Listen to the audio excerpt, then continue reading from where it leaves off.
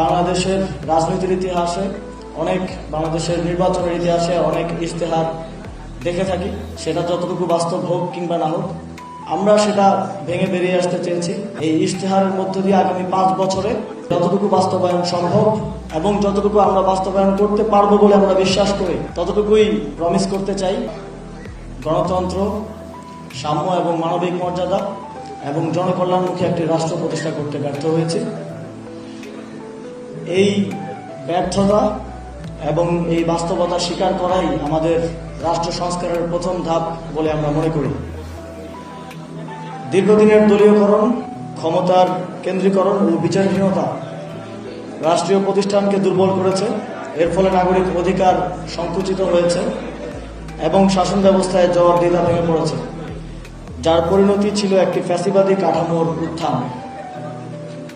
প্রিয় উপস্থিতি, জুলাই গণঅভ্যুত্থানের পর গণতান্ত্রিক রূপান্তরের ম্যান্ডেট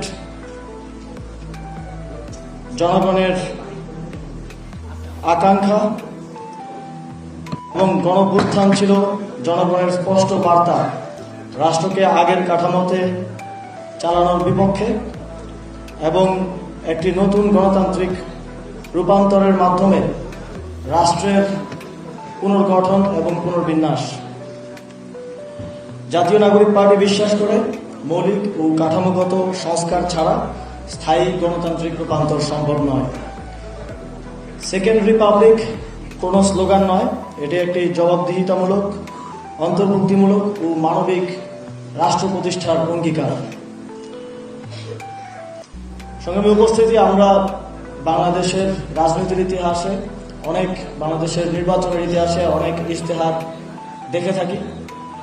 একটা কমন বিষয় আমরা দেখি যে কিছু কিছু ক্ষেত্রে একটা বেঞ্চমার্ক স্টাবলিশ হয়ে গেছে যে আমাদেরকে শিক্ষায়, স্বাস্থ্যে জিডিপির 5% বরাদ্দের কথা বলতেই হবে।